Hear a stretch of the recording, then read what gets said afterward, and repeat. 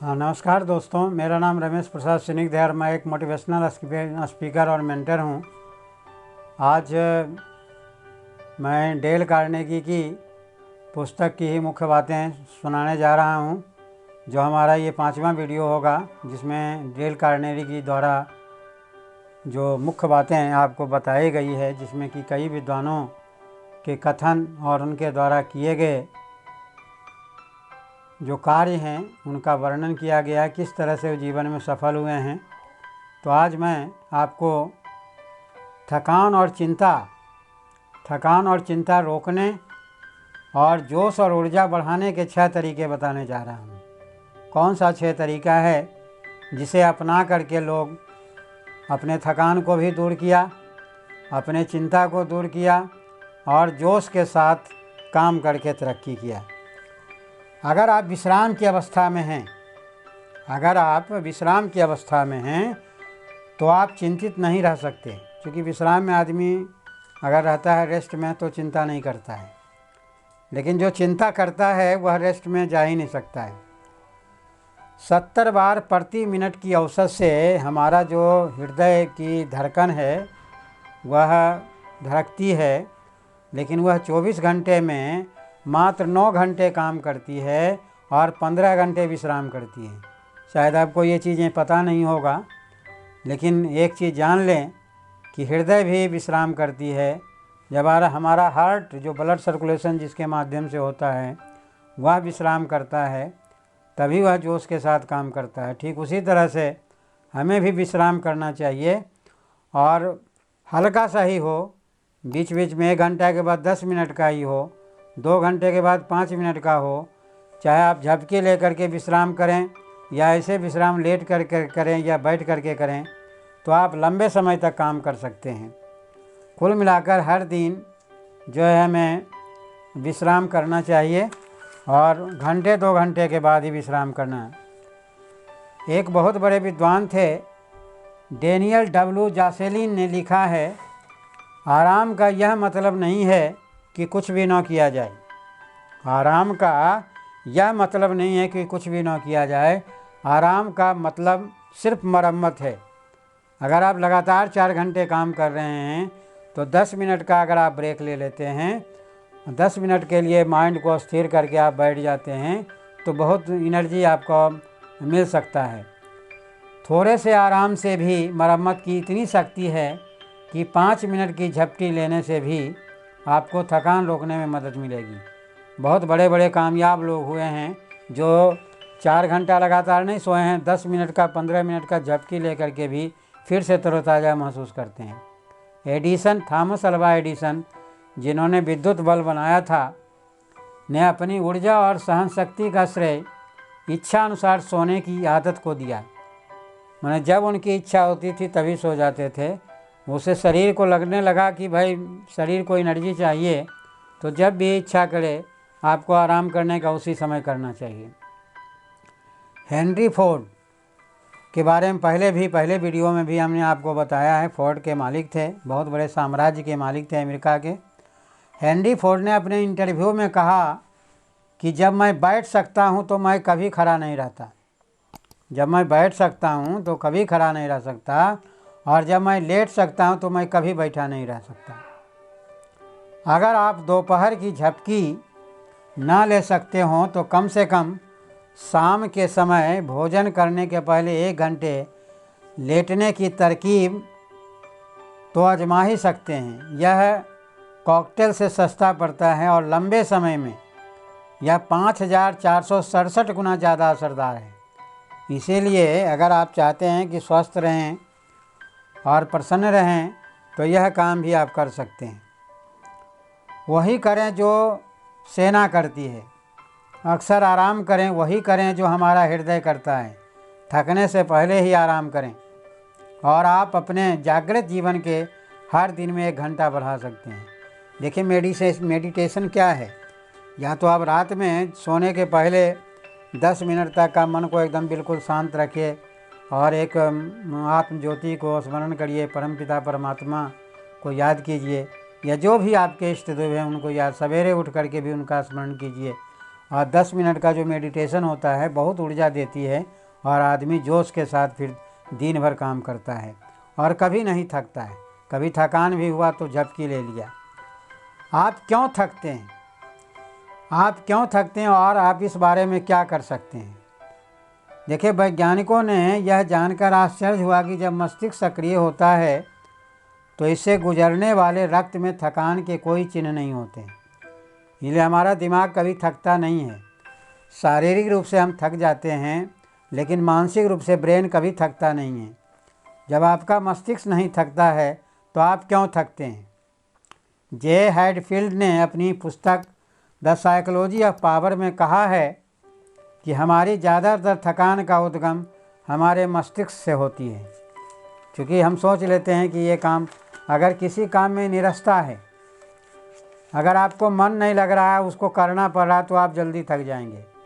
लेकिन आपने देखा होगा शादी विवाह में लोग जब डांस करते हैं डीजे पर तो 2-2 घंटा 4-4 घंटा तक डांस कर लेते हैं लेकिन थकते नहीं हैं, क्योंकि उसमें मज़ा आता है। तो जिस काम को करने में आपको मज़ा आए उसमें थकान महसूस नहीं होती है। बैठकर काम करने वाले स्वस्थ लोगों को 100% थकान मनोवैज्ञानिक तत्वों यानी भावनात्मक तत्वों की वजह से होता है। इमोशनल एलिमेंट है जिसके वजह से बोरियत, नफ़रत, सराहना का अभाव, निरर्थकता का एहसास, जल्दबाजी, तनाव, चिंता, यही वह भावनात्मक तत्व हैं जो आदमी को बहुत जल्दी थका देते हैं। देखिए, आदमी कोई काम से बोर होता है तुरंत थक जाता है। अगर किसी चीज़ से नफ़रत है, वह करना पड़ रहा है तो आप थक जाएंगे। तो ये जो है सराहना का अभाव, कोई काम कर रहे हैं, बढ़िया काम करें, उसके बाद भी अगर कोई आपको इनकरेज नहीं कर रहा है, डिस्करेज कर रहा है, तो सोचता है कि चलो ये जब भी कोई अच्छा भी करता हूँ तो वही बुरा बोलता है, बुरा करता हूँ तो भी बुरा बोलता है, तो उसमें भी आदमी को थकान महसूस होती है। सर्दी जैसी बीमारियों के प्रति उसकी प्रतिरोधक क्षमता को कम कर देते हैं, कार्य करने की उसकी क्षमता को कम करते हैं। चिंता, तनाव और भावनात्मक उथल पुथल थकान की 3 सबसे बड़ा कारण है। ध्यान रखिए, चिंता, तनाव का मतलब टेंशन, स्ट्रेस, फैटिग और भावनात्मक उथल पुथल जो होता है, यह 3 सबसे बड़ा कारण है। जब आप काम कर रहे हो तो विश्राम करना सीखें। तनाव एक आदत है, टेंशन में रहना यह भी एक आदत है, विश्राम करना एक आदत है। और बुरी आदतें छोड़ी जा सकती है तथा अच्छी आदतें डाली जा सकती है। विश्राम की अवस्था समस्त तनाव और प्रयास का अभाव है।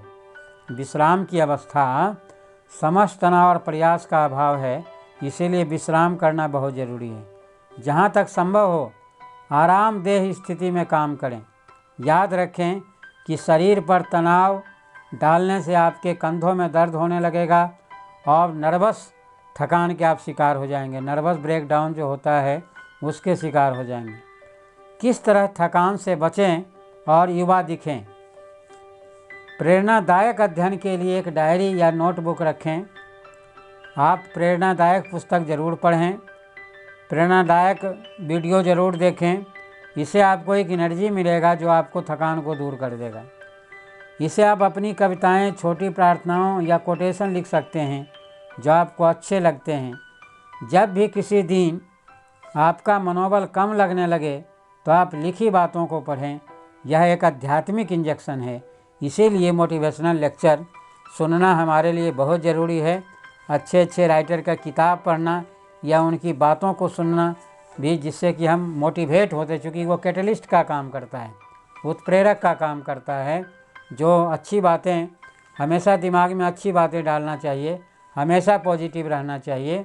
अपने को कभी दुनिया आपके लिए कुछ कहे लेकिन आप अपने को हीन भावना से कभी नहीं देखें, तभी आप सफल होंगे। दूसरे की कमियों के बारे में ज़्यादा देर तक ना सोचें। लोगों में रुचि लें, ऐसे लोगों में दोस्ताना और स्वस्थ रुचि लें जो आपके साथ जुड़े हुए हैं। रात को सोने से पहले अगले दिन का टाइम टेबल बना लें, उससे भी आपका बहुत टेंशन को कम किया जा सकता है।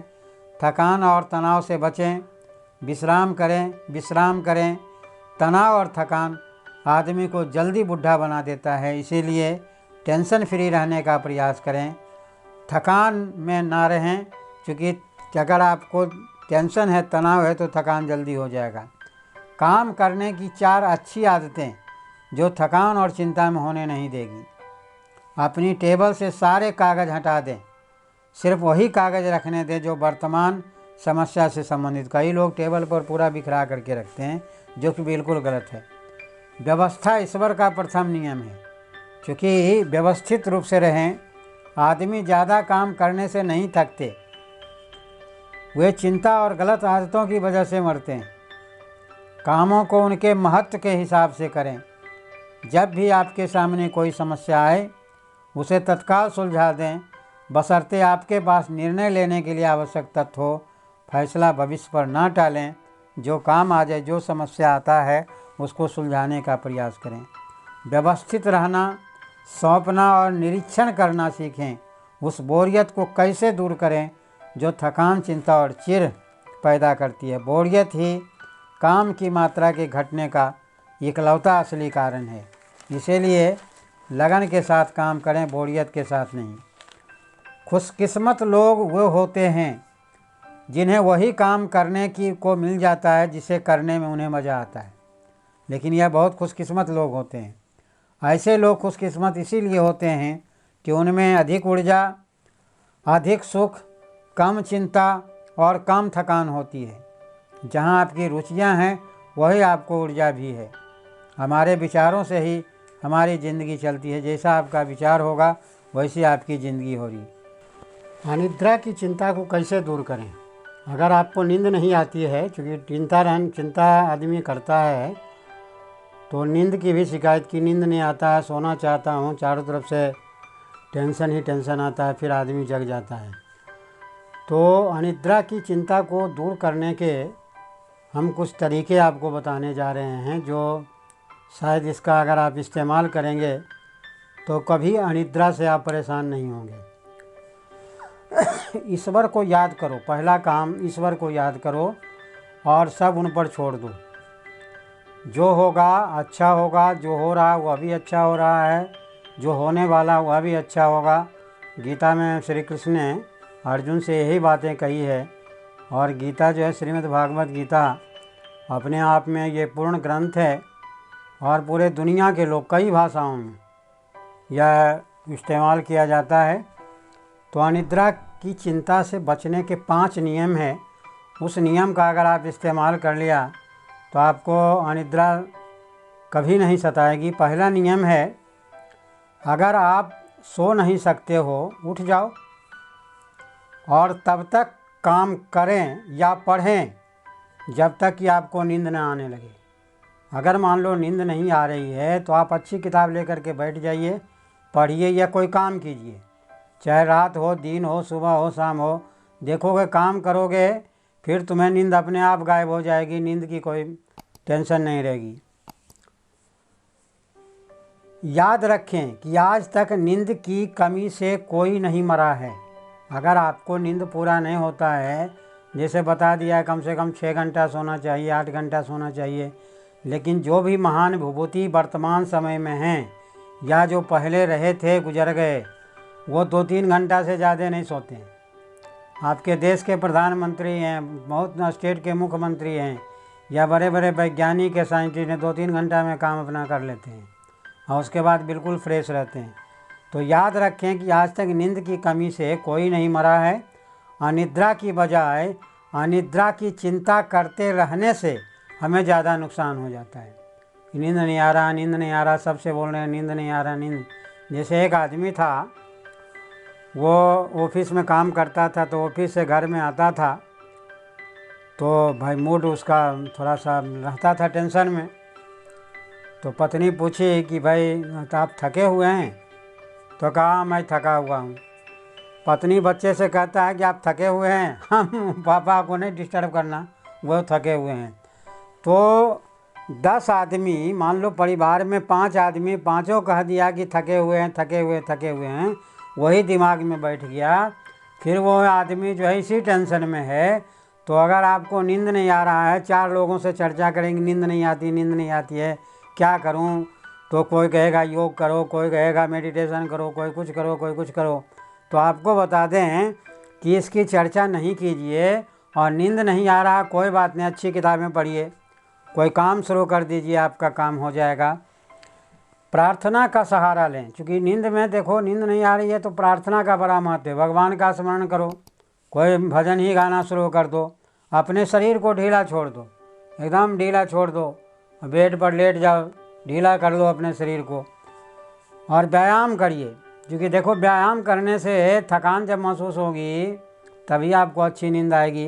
अपने आप को शारीरिक रूप से इतना थका लें कि आप जागते न रह सकें, क्योंकि शरीर थकता नहीं है। जितना एनर्जी आपने गेन किया, जो हम भोजन ग्रहण करते हैं और एनर्जी गेन किया, और उसको कहीं आपने बर्न नहीं किया, तो ऑटोमेटिक है कि जब बर्न नहीं करोगे तो वह जो है आपको शारीरिक रूप से थकोगे नहीं, और सब थकोगे नहीं, क्योंकि मानसिक रूप से थक जाते हैं तो भी नींद आ जाती है, लेकिन शारीरिक रूप से थकने पर ज़्यादा नींद आती है, क्योंकि हमारा मस्तिष्क जो है ना 24 घंटा काम करता है।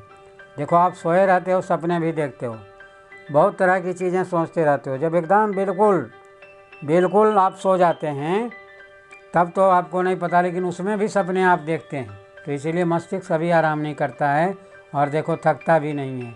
ये मन का वहम है कि भाई अरे दिमाग मेरा थक गया। दिमाग इसीलिए थक जाता है क्योंकि आप अपने मनोनुकूल काम नहीं कर रहे हो। जिस काम को करने में आपको मज़ा आ रहा है, जिस चीज़ को, जिस किताब को पढ़ने में मज़ा आ रहा है, चाहे रात भर आप जगे रहें, आप जगे रहेंगे, आपको नींद नहीं आएगी। याद रखें, आज ही वह आने वाला कल था जिसके बारे में आप गुजरे हुए कल में चिंता कर रहे थे। खुद से पूछें, मैं किस तरह यह मान लूं कि जिस बारे में मैं इस समय चिंता कर रहा हूं वह घटना सचमुच होगी। क्योंकि बहुत चीज़ें के बारे में आदमी पहले से सोचता है कि अरे ये हो जाएगा, ये हो जाएगा, ये होने वाला है, और वो घटना नहीं होती है, और खामखा जो है वह परेशान होता है। जब हमारे जीवन पर क्रुद्ध जलती हुई हवाएं लपटों की तरह पड़े, जब हमारे जीवन पर क्रुद्ध जलती हुई हवा लपटों की तरह पड़े और हम उन्हें रोक न पाएं, तो हम भी अब असंभावी को स्वीकार करना चाहिए। हमें जो होना तय है उसको स्वीकार करो, उसी में मज़ा है, और फिर व्यस्त हो जाना चाहिए। क्योंकि व्यस्त रहो मस्त रहो, किसी ने कहा है व्यस्त रहो मस्त रहो, और अपने काम में अगर आप व्यस्त हैं तो मस्त भी आप रहेंगे और आप प्रसन्न भी रह सकते हैं। फिर टुकड़ों को उठाकर जोड़ना चाहिए। छोटी छोटी जो समस्याएं हैं उसको धीरे धीरे हल करिए, अपने आप हल हो जाएगा।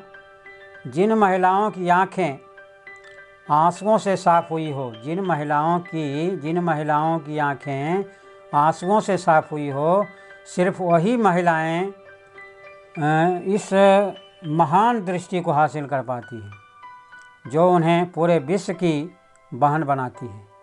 इसीलिए कहा जाता है कि जो सारी दुनिया के लिए जीता है, जो सबके लिए रोता है, जो सबके कल्याण के बारे में सोचता है, उसी का स्मरण किया जाता है। अपने आप को ज़्यादा गंभीरता से ना लें, सीरियस कभी नहीं होना। कोई भी काम करो प्रसन्नचित हो जाएगा। काम में लगे रहो, कर्म करना बहुत ज़रूरी है। आस्था का बड़ा महत्व है, लेकिन आस्था फलीभूत तभी होता है जब आप काम करेंगे। इसलिए अपनी मूर्खतापूर्ण चिंताओं पर हंसने का कोशिश करें और देखें कि उनकी हंसी उड़ाने भर से ये चिंताएं जो है गायब हो चुकी हैं। बहुत कम चीज़ों से उतनी चिंता होती है जितना कि बेईमानी से। इसलिए कभी भी किसी के साथ बेईमानी मत कीजिए। अगर आपने बेईमानी करके, चीटिंग करके बहुत पैसा अर्जित कर लिया, लेकिन वो कभी न कभी 24 घंटा में एक बार दिमाग में खटकेगा कि हमको लेना था उससे 50 रुपया और मैंने 500 रुपया ले लिया। क्योंकि ये ऐसी चिंता है जो ज़िंदगी भर आपको परेशान करेगा। भगवान को सच्चे दिल से याद करो तो उनका जब आवाज़ आता है, अगर तुम अपनी समस्या मुझ पर छोड़ दो और उसके बारे में चिंता ना करो तो मैं इसे सुलझा दूंगा। लोग क्या करते हैं कि अपने ऊपर लेते हैं, अरे भगवान के ऊपर छोड़ दो, जो करेंगे वो अच्छा करेंगे, जो हो रहा है वह अच्छा हो रहा है, इसीलिए उनके ऊपर छोड़ो, कर्म करो। कर्म करना बहुत ज़रूरी है, क्योंकि कर्म के बिना कुछ नहीं होता है। गीता में भी कृष्ण ने कहा है कि कर्मण्येवाधिकारस्ते माँ फलेषु कदाचन। कर्म करो, फल की चिंता मत करो, फल मेरे ऊपर छोड़ दो, मैं संभाल लूँगा, मुझ पर छोड़ दो, है ना। नाली में बह गए दूध का अफसोस मत करो। अगर नाली में दूध गिर जाए तो उसे अफसोस नहीं करना चाहिए। अफसोस करोगे, चाहे लाख फिल्ट्रेशन करोगे, वह नाली में गिरे हुए दूध नहीं आ सकता है। इसीलिए जो बीत गई, जो आपके साथ अनिष्ट घटनाएं हुई है, उस घटना को याद नहीं कीजिए, अपने नियामत को याद करें। यानी जो अच्छे दिन भी आए होंगे आपके। देखो, जीवन में खुशियाँ ज़्यादा आती है, गम कम होते हैं, लेकिन गम को याद करके लोग गम को बढ़ा देते हैं और खुशियों को भूल जाते हैं। जॉर्ज बर्नस शॉ ने कहा था, दुखी होने का रहस्य इस बारे में चिंता करने की फुर्सत होना है कि आप खुश हैं या नहीं। सक्रिय रहिए, व्यस्त रहिए। अगर आप सक्रिय रहेंगे, व्यस्त रहेंगे, इतना व्यस्त रहो कि चिंता आपके नज़दीक आए ही नहीं। समय बहुत सी समस्याओं को सुलझा देता है। समय उस समस्या को भी सुलझा सकता है जो आज आपको चिंतित कर रही है। किसी ने कहा है, वक्त को जिसने न समझा उसको मिटना पड़ा है, और बच गया तलवार से पर फूल से कटना पड़ा है। इसलिए बेटे, इसलिए मेरे प्यारे दोस्तों, समय के महत्व को ज़रूर समझिए। जो समय के महत्व को जाना है, कोई भी काम निश्चित समय पर करने का प्रयास कीजिए। जीवन आपका सफल हो जाएगा और आप सक्सेसफुल हो जाएंगे। हे प्रभु, भगवान से अंतिम में जो डेल कार्नेगी जी का पुस्तक का जो सारांश है, जो निचोड़ है, उन्होंने कहा था, हे प्रभु, मुझे शांति दो, उन चीज़ों को स्वीकार करने की जिन्हें मैं बदल नहीं सकती। जिन चीज़ों को मैं बदल सकती हूँ उन्हें बदलने का साहस दो, और दोनों के फ़र्क को पहचानने की बुद्धि दो। भगवान से धन दौलत मत मांगिए, बहुत बड़ा मकान मत मांगिए, बहुत बड़ा कार मत मांगिए, पैसा मत मांगिए। भगवान से सिर्फ यह मांगिए कि भगवान, मुझे साहस दो, मुझे बुद्धि दो। बुद्धि अगर भगवान दे देंगे तो सब कुछ हो जाएगा। साहस रहेगा, अगर आप निर्भीक रहेंगे, निडर रहेंगे, तो कोई भी काम कर सकते हैं। तो इन्हीं शब्दों के साथ मैं आपको पुनः धन्यवाद करता हूँ। और आप अपनी वाणी को विराम देने से पहले मैं ये कहूँगा, डेल कार्नेगी जी की पुस्तक को मैं कम से कम 50 बार पढ़ा हूँ, 1-2 बार नहीं। और इस किताब को पढ़ने के बाद मुझ में जो बदलाव आ, बहुत सी परिस्थितियाँ आई है, जिसको मैं आसानी से झेलने का प्रयास किया हूँ, झेल भी रहा हूँ। और उनकी किताब मेरा जीवन है, और मैं उस किताब का जो निचोड़ है आपके सामने पेश किया हूँ।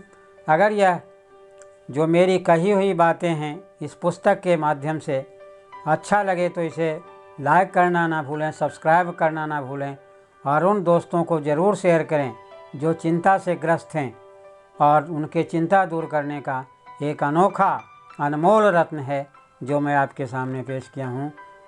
धन्यवाद for watching this video. Thank you for watching this video.